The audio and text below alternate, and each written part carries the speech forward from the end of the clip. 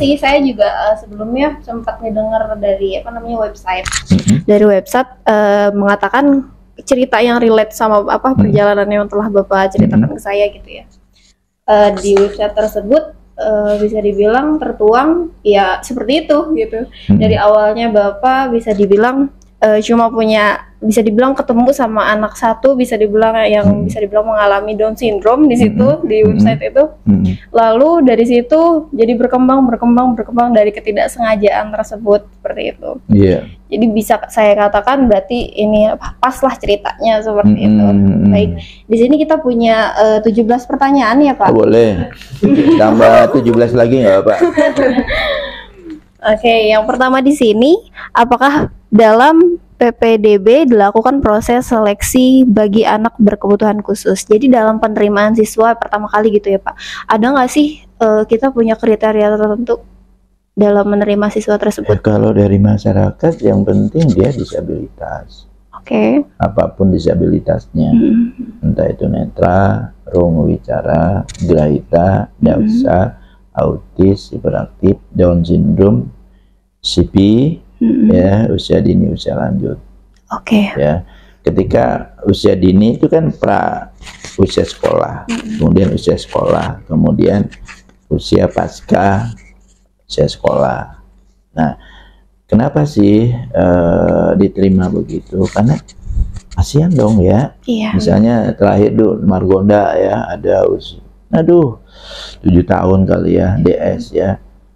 Pak Jono, tolong dong terima. Aduh masih kecil. Nah, kalau kriteria itu nggak masuk, kita tolak dong ya. Tapi karena hati, oke, masuk, anakku masuk, yuk mandi yuk, pakaian yuk, makan yuk, tidur yuk, bermain yuk, gitu. Jadi nggak ada kriteria tertentu ya Pak, yang penting kalau dari luar nih, dari anak masyarakat terima. Nah, itulah yang kadang-kadang kita nggak tahu ya, menolaknya bagaimana. Yang penting terima aja. Ya. Pertanyaan yang kedua, bagaimana metode pembelajaran yang digunakan dalam pembentukan sikap percaya diri pada anak peserta didik? Ada 8 aspek. Aspek kognisi, afeksi, psikomotor, bakat, minat, keseimbangan antara fungsi id, ego, superego. Nah, kita coba asesmen ya, anak ini berada di klasifikasi berat, sedang, ringan. Nah, ketika klasifikasi berat berarti dia sepanjang hayatnya dia perlu bantuan orang. Artinya ya katakanlah maaf ya, kalau berat itu kan BAB masih di situ. Jadi bergantung ya Pak sepenuhnya. Nah, dia tidak bisa hadir dalam kelas. Kemudian yang kedua, yang klasifikasi mampu latih, artinya dia ketika ada instruksi nih melalui telinga, diolah di otak kanan, otak kiri, langsung dia aplikasi melakukan. Ya, katakanlah Doni, ambil kertas dan pensil. Dia ngambil sih, bisa kan, dia ngelihat kan, tapi Doni tulis namamu, dia bengong. Karena dia dengar, dia olah di otak kanan, otak kiri untuk melakukan menulis nama, dia bingung. Nah, di dalam kebingungan itu kita coba nih hadirkan, nih Don, dia coba lihat ya, D, O, N, I, ayo coba. Nah, dia baru tuh bisa D ya Pak ya. Nah, jadi meniru. Jadi itu disebutnya mampu latih. Ya. Kemudian yang ketiga, anak perlu rawat, mampu latih, mampu didik. Nah, mampu didik nih contohnya. Contoh misalnya Adit ya. Dit, ya Pak. Nah, langsung instruksi masuk telinga, diolah di kepala. Dit, ambil kertas sama pensil. Iya Pak, siap. Apa Pak? Ya tulis namamu lah. Oh iya, dia langsung nulis A, D, I, T. Udah selesai, Pak. Nah, udah ketahuan 3 klasifikasi ini? Iya. Berat, sedang, ringan. Nah, di dalam pengklasifikasian berarti masuk ke kelas kan? Nah, ke kelas. Metodenya itu tadi. Ketika memang nggak bisa mampu rawat, berarti dia di dalam. Ya, dengan layanan instruktur. Ketika mampu latih, yaitu menghadirkan mata pelajaran apa. Yang penting ada, kalau memang anak grahita atau intelektual, disabilitas intelektual, berarti dia menggunakan panca indera. Visual, lihat. Ya, kemudian dengar. Kemudian apa ini? Penciuman. Ya, perabaan dan gerak. Nah, itu. Nah, tanpa didasari pengklasifikasian, kita ini berangkatnya dari mana ya? Gitu. Ketika misalnya kakak nemu anak nih, atau berhadapan dengan anak, ini gimana caranya ya? Gitu. Nah, caranya itu aja. Ketika kenalan dulu ya, 5S tadi kan, senyum, sapa, salam, sopan santun. Siapa namanya? Nah, Heru, Pak. Heru, bisa nulis nggak? Bisa. Coba, gitu ya. Coba tulis nama Heru. Ternyata dia bengong. Oh, berarti dia mampu latih. Perlu contoh. Nah, gitu. Nah, metode itu dasar-dasar metode apa yang harus kita lakukan. Entah itu praktek, entah itu gerak, entah itu suara, ya. Oke. Cukup terjawab? Iya, cukup. Oke. Berarti untuk membangun kepercayaannya lebih baik ya balik lagi kepada yang ini ya, Pak. Bisa dibilang ada yang ditiru seperti itu, siapa yang dijadikan. Iya, karena anak disabilitas intelektual itu kemampuannya berada di bawah rata-rata. Ya. Baik, Pak, pertanyaan ketiga, apa saja sarana dan prasarana yang dimiliki sekolah untuk menyelenggarakan pendidikan inklusi? Nanti dulu, ini di SLB loh. Berarti kalau pendidikan inklusi di umum, anak masuk, anak ABK masuk, benar nggak? Iya. Itu kan inklusi. Iya. Nah, kalau di sini murni pendidikan khusus, berarti kita berbicara inklusi juga boleh lah. Ya. Inklusi pendidikan untuk semua. Tapi yang saya coba pahami ketika inklusi itu pendidikan umum masuk anak-anak disabilitas. Ya, katakanlah 2 orang dalam satu kelas. Ketika misalnya kelas 5 SD, berarti kapasitas jumlah anak berapa sekarang SD? Katakanlah satu kelasnya nggak sampai 40 sih. Oke. 30 ya, berarti masuk anak disabilitas 2 nih. Gitu. Jadi sebelumnya ya lakukan asesmen tadi. Asesmen oleh siapa? Oleh seorang profesional, misalnya seorang psikolog. Nah, kakak jangan mudah, alah gue juga bisa. Nah, jadi harus profesi apa ya? Ya, profesi kakaknya nanti direndahkan oleh orang lain, gimana? Ya kan? Pedaho, BK berarti konselor ya. Iya. Nah, kemudian psikolog, psikiater sejajar gitu, saling hormat. Nah, bagi yang tidak menghormati itu, ya dia tidak mendapatkan surat. Kalau dari psikolog nih, anak disabilitas pasti ada suratnya. Ini IQ-nya 70 Pak Jono, usia kalendernya 18 misalnya. Oh, berada di usia mental kelas 3 dan atau kelas 4. Berarti kakak nih usia 18, usia mentalnya kelas 3 dan 4, berarti ngajar kelas 3 kelas 3 4. Jangan lebih. Undang-undang 18. Wah, SMA nih, wah si Pitagoras lo bisa nggak? Bisa. pakai sabuk, gila lu, nggak bisa. Nah itu dasarnya. Ada orang tua yang begitu, ada.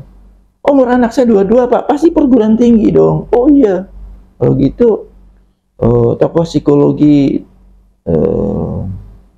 Sigmund Freud apa enggak dia? Wah, apa Sigmund Freud apa?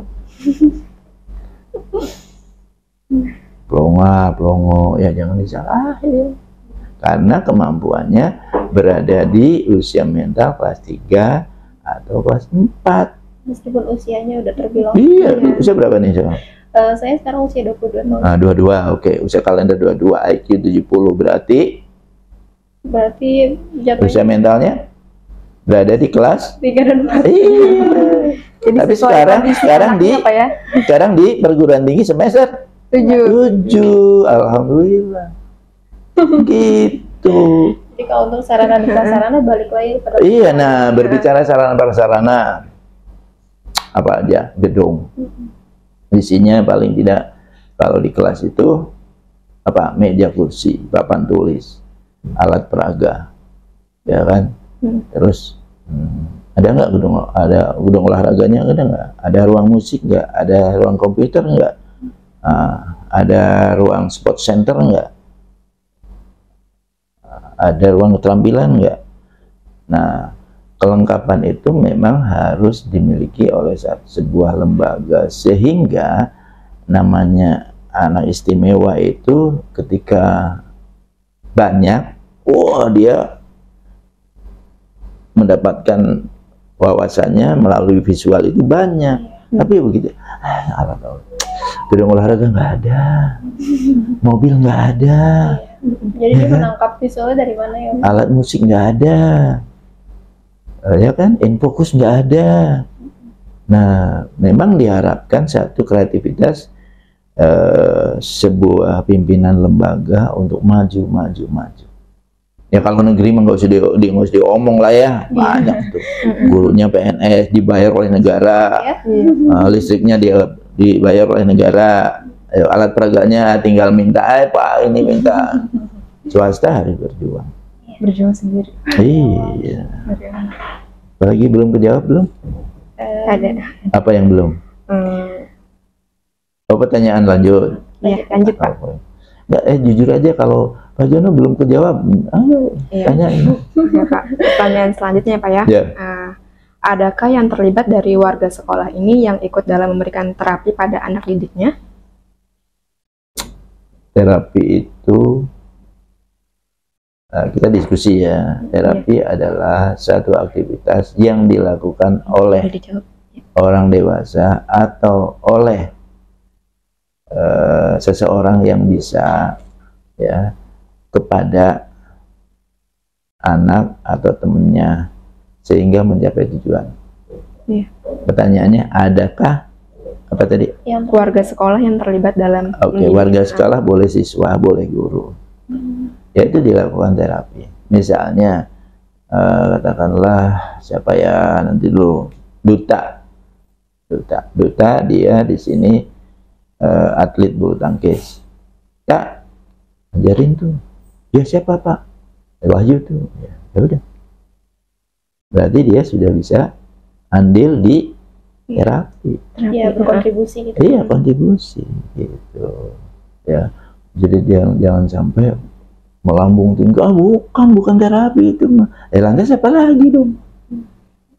Kan bisa melakukan, bisa membantu sehingga mencapai tujuan. Ada lagi yang komputer. Temennya misalnya Irsan, ajarin dong ini Raya apa Pak buat pin. Ya udah, sini duduk. Caranya coba lihat. Bisa Pak. Nah, berarti antar teman dia bisa. Jadi dari antar sebayanya ya Pak yang sudah bisa gitu.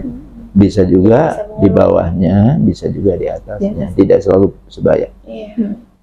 Itu alhamdulillah. Ya, apa lagi? Ini ada pertanyaan yang selanjutnya, yaitu yang mana adakah dukungan dari luar, terutama orang tua, wali dalam menangani anak-anaknya Pak? Ya ada dong. Jadi nggak ada atensi dari keluarga gitu ya Pak? Ya? Jadi nggak ada atensi dari keluarga gitu? Keluarga ya, siapa? Dari keluarga para anak-anak yang ada di sini gitu Pak? Coba ulang ya. Adakah yang terlibat dari mohon maaf, adakah dukungan dari luar terutama orang tua atau wali dalam menangani anak-anaknya? Ya, orang tua dan wali. Terus Iya. tadi kakak terakhir pertanyaannya? Dalam menangani anak-anaknya. Ya ada. Orang tua nunggu. Dia punya atensi dong. Iya. Pak, saya nunggu ya. Iya. Artinya dia tenang, dia mendapatkan fasilitas lembaga dan anaknya juga tenang. Ada ibuku di sana. Iya. Tapi jangan masuk kelas. Gitu. Itu mendukung banget.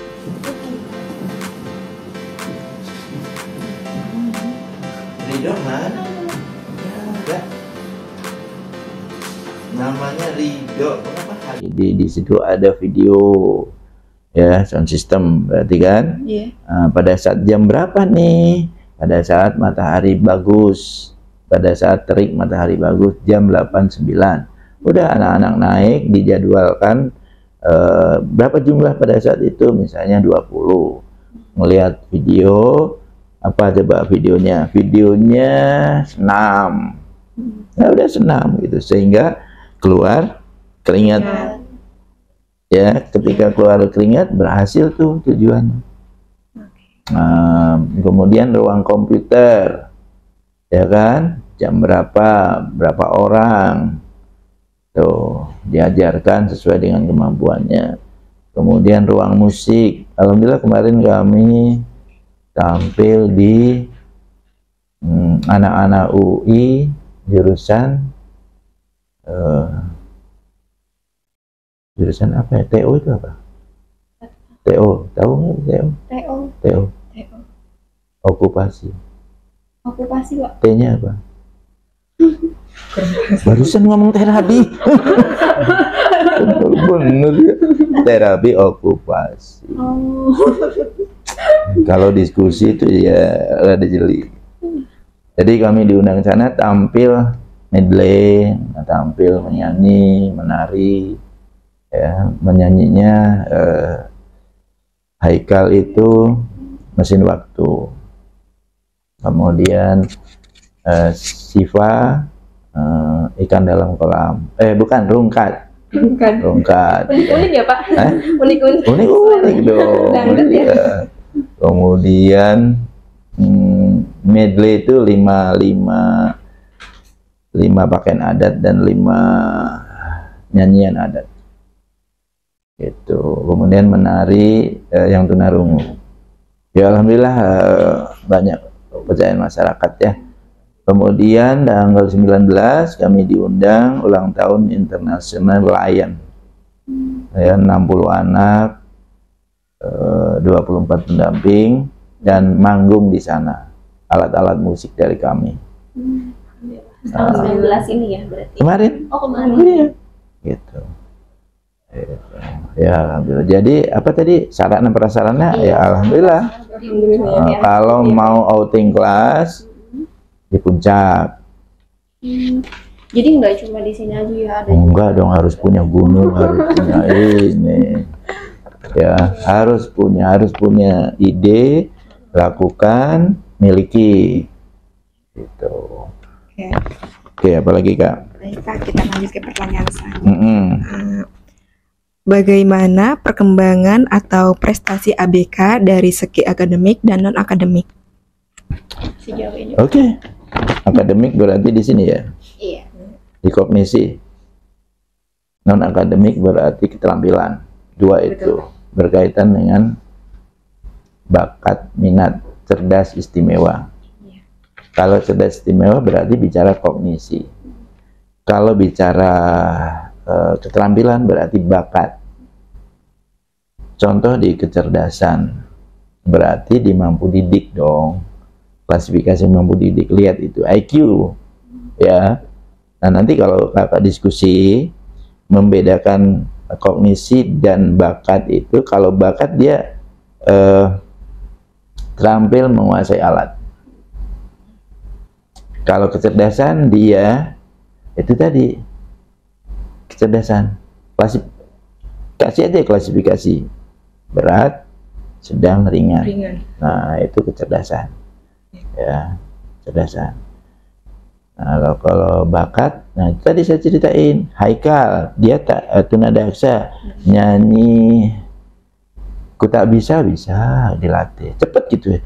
Kal, ini Kal, iya ya Pak, ya Pak, dengerin ya, awas kalau enggak, gua coret. Iya Pak, 3 kali dong Pak dengernya, oke. Bisa tuh. Kemudian, enggak, Haikal juga masih, mesin waktu Kal. Oh iya, mesin waktu. Wah, lo bisa, berarti dia selain dibakat juga cerdas. Coba sekarang kakak saya dengerin 2 kali lagu mesin waktu, langsung lakukan. Mesin waktu Termasuk cerdas juga ya. Justru itu, inilah uniknya. Uniknya, makanya gua aja nih ya, yang makan perguruan tinggi, buset. Ya mungkin terlalu banyak ini ya. Ya benar itu. Si Adit keyboard, keyboard. Iya Pak, bisa Pak. Waduh, ini dia. Makanya ketika anak-anak itu memang klasifikasi anak berkebutuhan khusus, tapi masih ada tuh kelebihannya. Iya Pak, betul. Ya, sekali lagi, kalau kecerdasan berarti di IQ bicaranya, klasifikasinya itu kasih ya. Kalau di bakat berarti di keterampilan. Iya. Bakat adalah sesuatu yang dibawa lahir oleh seseorang, ketika diulang-ulang, ketika dia bisa berarti bakatnya bagus. Iya. Ditunjang oleh kemampuannya. Oh,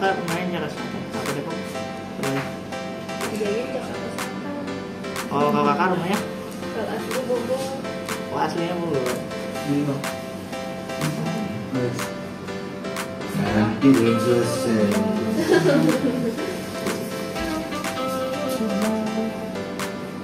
Enak. Mau menang juga 1 dapat coba ini enak. Masih di kampung ya.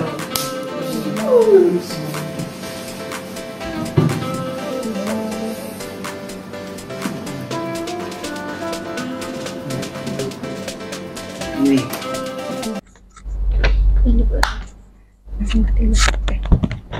Oke Pak, apa sih yang menjadi hambatan dalam melaksanakan program sekolah di sini?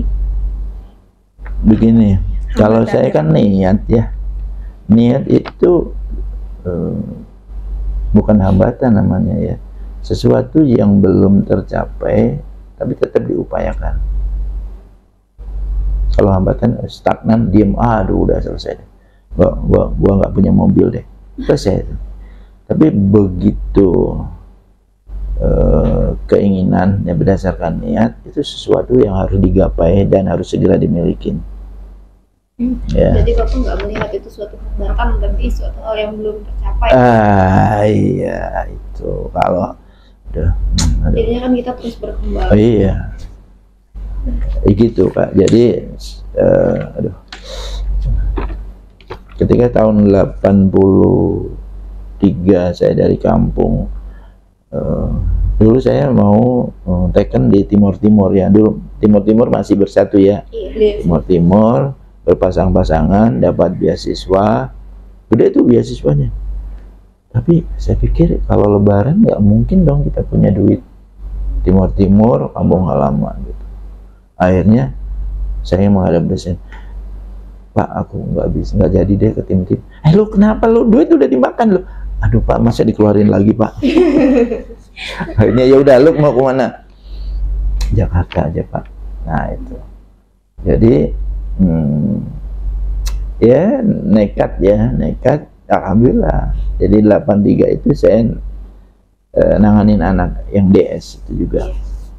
Ya, adiknya promotor elipikal waktu itu. Nah gitu. Jadi apa pertanyaan kaitan dengan apa tadi? Hambatan.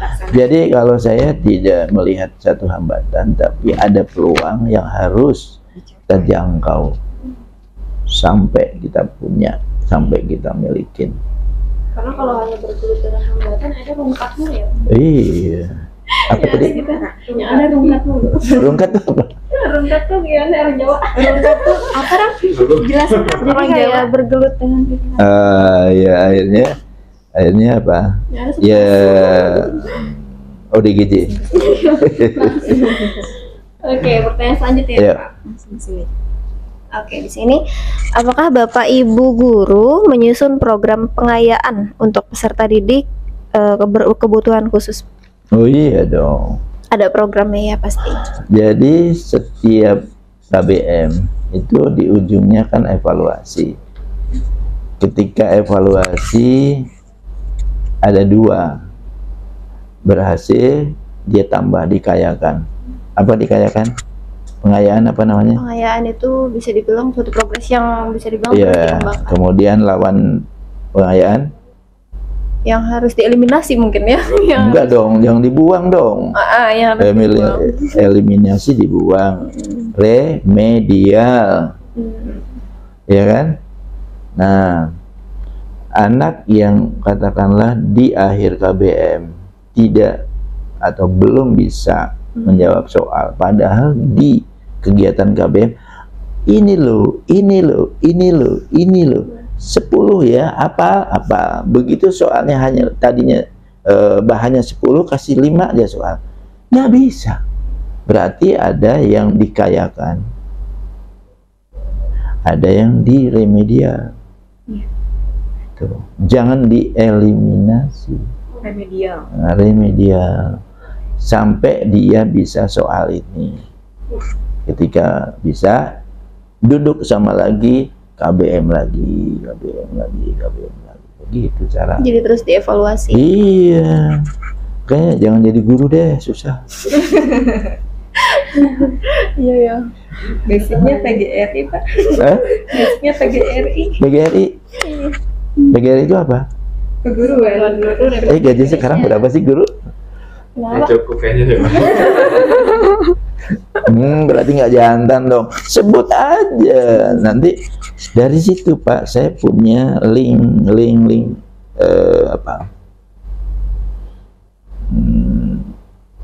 penghasilan yang tidak, ya penghasilan dari kegiatan dia. Kita tidur tapi ya penghasilan terus ada ngalir. Ya. Jadi ketika ditanya, oh ya Pak, saya 50 juta. Tapi dari 3 titik ini saya dapat 20, 10, 20. Jadi 50 tambah 50. Ya harus semangat ya. Cukup Pak segini aja. Jadi jangan begitu. Iya. Justru ketika saya di kampung itu, gimana supaya berkembang ya di kampung halaman gitu. Ketika keluarga, kenapa sih kau jarang pulang? Ya sudah, lihat aja, saya undang deh makan di sini nih, di rantau gitu. Iya. Itu satu nilai ya, nilai plus daripada saya bangun di kampung kemudian tidak berkembang sesuai dengan keadaan sekarang, ya susah. Cari tempat yang strategis ya. Iya. Emang kalau boleh tahu asalnya dari mana ya Pak? Bapak? Saya di Jawa Barat. Oh, masih di Jawa Barat. Jawa Barat di Ciamis, tapi besar di Jawa Timur. Lahir Ciamis, dibawa ke Jawa Timur sampai kelas 2 SMP. Kelas 2 SMP ada satu instruksi, keluarga yang di luar Ciamis pulang semua, pulang. Waktu itu ada masa perpanjangan antara aljabar, ilmu ukur ke matematika, tambah setengah semester atau setengah tahun ya. Nah di situ saya masih ingat. Berarti sampai menempuh bisa dibilang pendidikan itu di Jawa Timur Pak? Jawa Timur 0 sampai kelas 2 SMP. Kemudian SMP di Bojong ya. Bojong bahasa Sunda nggak bisa, tapi tunjuk ketua OSIS. Aduh, mati aku. Saya bilang, lu ini nakal nih, saya bilang teman-teman. gurunya juga. Saya ketua OSIS kan bahasa Sunda nggak bisa, saya bilang awas lo ya gitu. Tapi ya udahlah ya gitu. Kemudian SLTA gitu juga. Aduh, OSIS lagi nih. Gimana ya bahasa Sunda itu kan satu tantangan ya. Nah, udah jalanin deh. Nah di SMP prestasi bulu tangkis, SLTA bulu tangkis juga, di SGPLB bulu tangkis juga. Jadi emang bakatnya bulu tangkis ya. Iya, banyak lawan jenis yang salam dong. Enggak, aku belum enggak punya duit. Enggak punya duit. Enggak berani apel. Yuk, apa lagi? Oke, pertanyaan terakhir ya Pak. Di sini apakah peserta didik berkebutuhan khusus yang telah lulus dari sekolah ini melanjutkan ke satuan pendidikan selanjutnya? Harusnya. Ada Joshua. Joshua itu autis, keluarganya yakin bahwa di sini bisa. Jadi waktu itu kebetulan dia punya ibu ya. Pak Jono titip anak saya ya. Nah, Bu, masih usia 3 tahun, kenapa ke saya? Sudahlah Pak, saya yakin Bapak bisa. Waduh. Ya oke. Jadi tergantung dari dukungan orang tua ya? Iya. Begitu yakin, didik, dia pinter, paling pinter di ketika waktu itu ada dana pemerintah melalui kegiatan komputer ya. Nusantara membawa 10 sekolah untuk mempelajari itu. Joshua paling pintar. Wow, hebat lu Jo. Nah sekarang dia sudah kerja gitu loh. Udah kerja. Jadi ternyata ketika orang tua itu percaya dan yakin bahwa anaknya itu ada loh masa depan gitu, beri kepercayaan. Ternyata dia berhasil tuh. Kalau saya, Papa, aku nanti ke sana ya. Udahlah Jo, kalau kesini nggak usah bawa apa-apa. Masa nggak bawa apa-apa gitu. Ada Joshua, ada Aditya, ada ini yang sukses ya. Ada kembar ya, ada Yudi, ada beberapa orang lah yang bisa mandiri di luar lembaga. Baik, berarti semua pertanyaan sudah dijawab ya Pak. Oke, alhamdulillah merdeka. Terima kasih banyak Pak. Ini udah nih? Atau jangan? Menggambar. Mau menggambar sekarang? Mau? Enggak. Kakak pengen tahu gambarannya. Cita-citanya mau jadi apa kamu? Pelukis. Bahasa Inggris ya? Drawing. Oh, bahasa Inggrisnya drawing, bahasa Kalau angka 4, 0, 100, 100. Wih. Kalau makan? 1, 2, 3, 4, 5, 6, 7, 8, 9. Bahasa Indonesianya? 1, 1, 2, 3, 4, 5, 6, 7, 8, 9, 10. Kalau warna juga ada pakai bahasa Inggris. apa? Merah saya. Kalau ungu